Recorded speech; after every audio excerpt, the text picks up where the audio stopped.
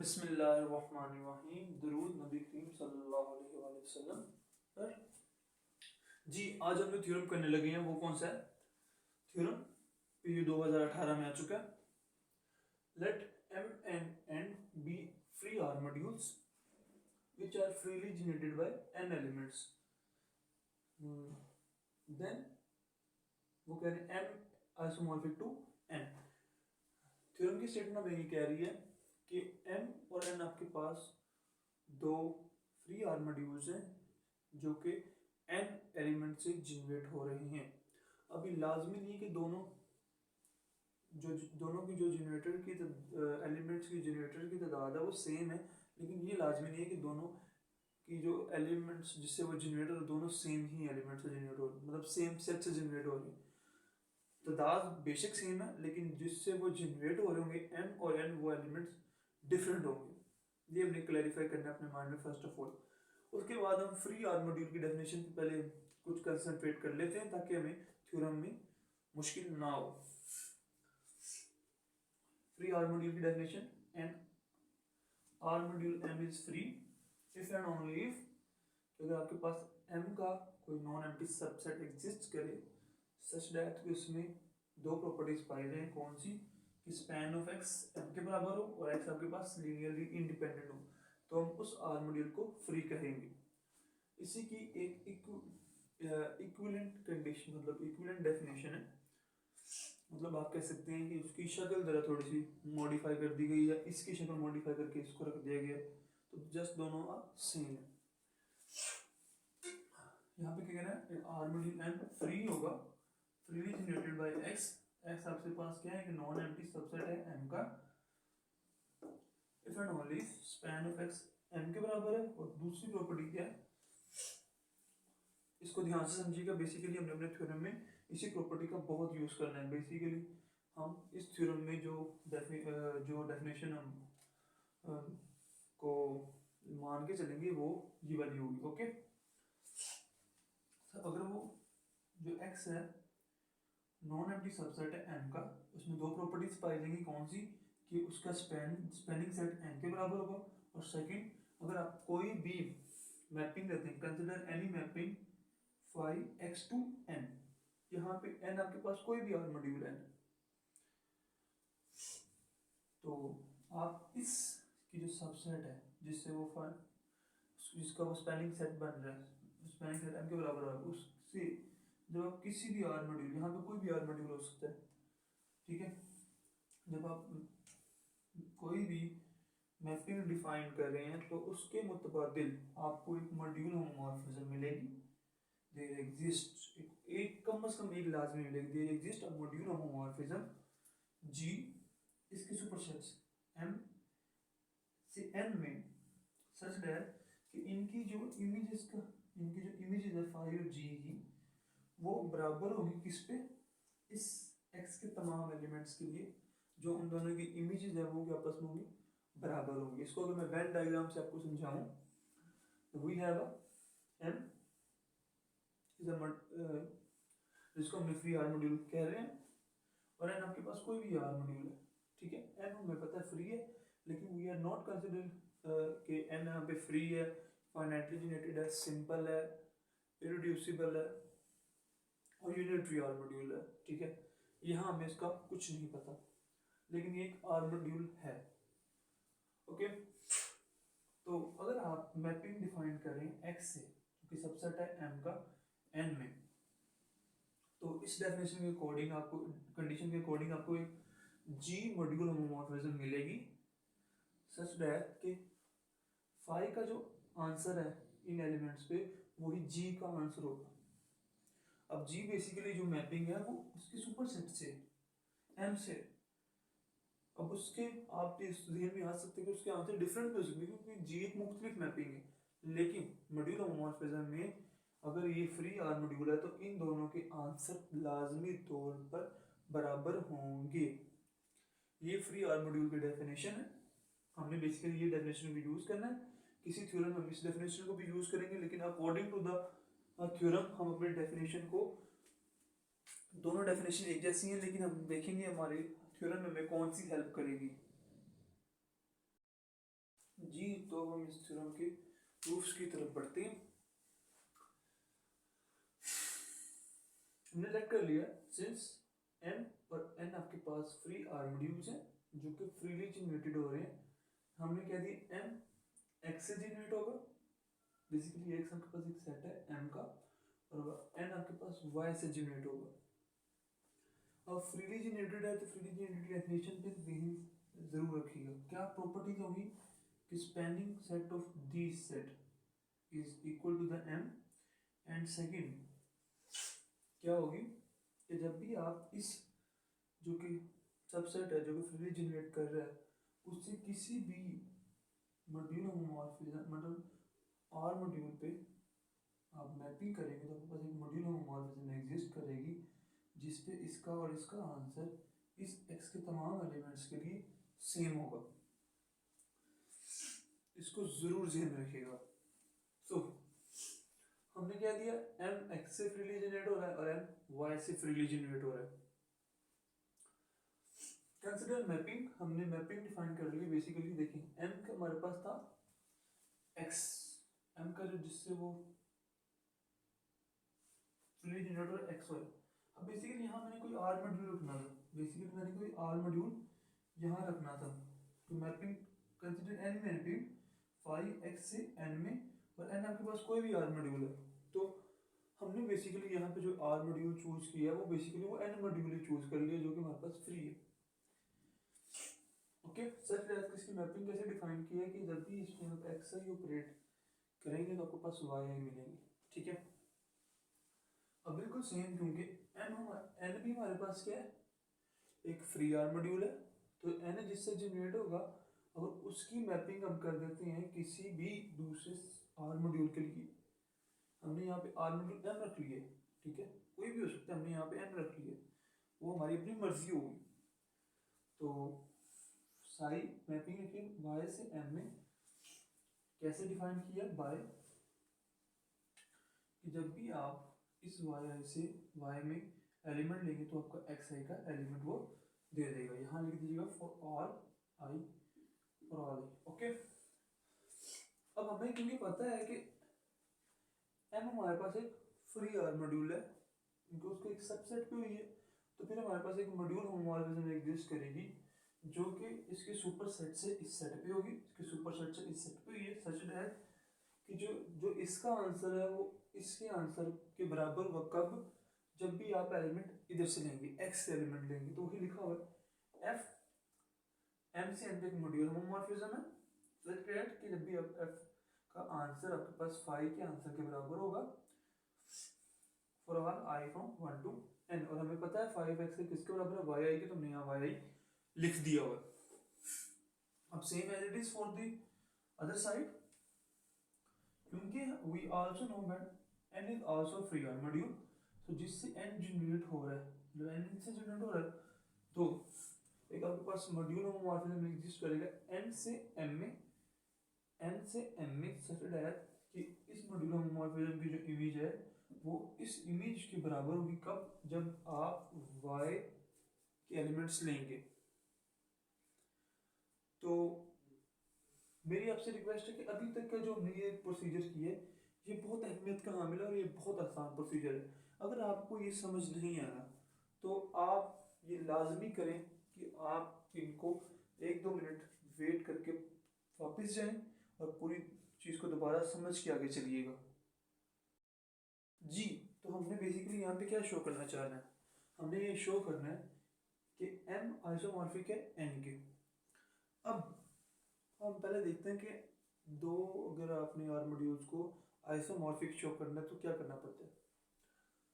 अगर आपके पास दो आर मॉड्यूल्स हैं m के आइसोमॉर्फिक है या m के आइसोमॉर्फिक है, तो आपको ये पता है कि आइसोमॉर्फिज्म होती है वो आपके पास सिमेट्रिक होती है। तो ये तो आप इसको इस तरह कर लें तो इसको कर लें, दोनों की एक ही बात है, तो we are dealing with that. So अगर आपके पास आप दो आर मॉड्यूल्स आइसोमॉर्फिक है तो आपके पास एक इन दोनों के दरमियान एक मैपिंग एग्जिस्ट करेगी सच दैट कि जो मैपिंग होगी ये मॉड्यूल होमोमॉर्फिज्म भी होगी और इसके अलावा ये बाइजेक्टिव भी होगी, मतलब बाइजेक्शन मैपिंग इनके दरमियान होगी, बाइजेक्शन मॉड्यूल होमोमॉर्फिज्म। सो अब अगर आपने पढ़ा हुआ है, अगर दो चीज़ों के दरमियान बाइजेक्शन आ जाती है तो पहले का इन्वर्स एग्जिस्ट कर जाता है। क्या इन्वर्स एग्जिस्ट करता है। इसका मतलब है कि अगर आप इन दोनों की कंपोजिशन लेते हैं, इन दोनों की क्या लेते हैं, कंपोजिशन लेंगे, ठीक है, तो आपके पास कौन सी मैप मिलेगी, आइडेंटिटी मैप। क्योंकि बेसिकली ये इस मैप की क्या है, ये जब आप इधर से जाएंगे तो ये मैपिंग क्या हो जाएगी, इन्वर्स मैपिंग हो जाएगी। और जब भी आप एफ को एफ इन्वर्स से करेंगे आपके पास आइडेंटिटी मैप आती है। ओके, तो अब हमारे केस, मौजूदा केस में क्या है, अब हमें ये तो पता है कि हमें हमारे पास दो मैपिंग मिली तो है, एन से एम में और एम से एन में, मॉड्यूल होमोमॉर्फिज्म ये भी है ये भी है, लेकिन हम इनके दरमियान बाइजेक्शन शो कैसे करें, ये एक सवाल है। तो अब उसका सिंपल सा जवाब अभी जो मैंने पहले आपको बताया कि अगर हम ये शो कर दें, it is enough to show here कि एफ ऑफ जी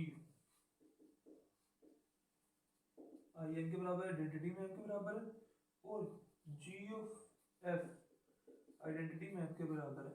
ओके, क्यों क्यों क्योंकि आपको पता है बाइजेक्शन मैपिंग में इन्वर्स मैप एग्जिस्ट करती है। अगर आप इधर से इधर जाए तो इधर से भी आपको मिल सकेगी, अगर इधर से इधर मिल सकेगी तो दोनों मैपिंग की जब कंपोजिशन करेंगे, कंपोजिशन तो आपको क्या मिलेगी, आइडेंटिटी मैप मिलेगी।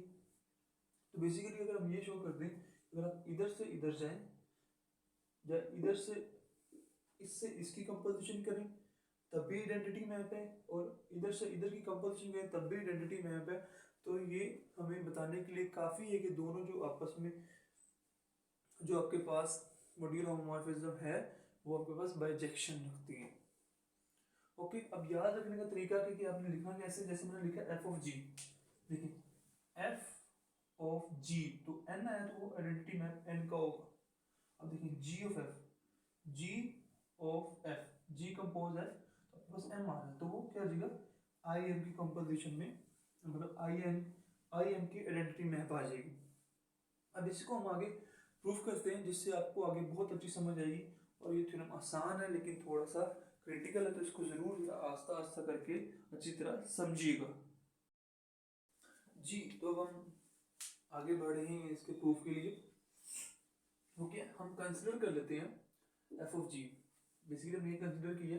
अब ये देखिए जी पे किसका एलिमेंट ऑपरेट होगा, बेसिकली मैपिंग देखें जी पे एन का एलिमेंट ऑपरेट होगा, तो आप यहाँ पे एन लिखिएगा। तो इसमें आप कैसे लिखेंगे, F of G of N. Okay, अब एन किससे बिलोंग कर रहा है, N belongs to capital N which is R free R module, ठीक है। So F of G of N, अब मुझे ये बताएं एन किससे बिलोंग कर रहा है, एन बेसिकली बिलोंग कर रहा है एन से। ओके, और एन आपके पास के फ्रीली जनरेटेड आर मॉड्यूल है, वो किससे जनरेट हो रहा है, वो जनरेट हो रहा है वाई से। इसका मतलब है कि एन के आप हर एलिमेंट को वाई के लीनियर कॉम्बिनेशन में लिखा जा सकता है, ठीक है। क्योंकि मैंने आपको डेफिनेशन बताई थी, पहली डेफिनेशन क्या थी कि वो span of x spanning set उसके वो सुपर सेट के बराबर होगा। सो क्योंकि एन हमारे पास एन से बिलोंग कर रहा है और एन हमारे पास एक फ्रीली जनरेटेड आर मॉड्यूल है और किससे जनरेट हो रहा है, वाई से जनरेट हो रहा है। इसका मतलब है कि एन को हम वाई के लीनियर कॉम्बिनेशन में लिख सकते हैं। तो एन को we can write as summation i from 1 to n।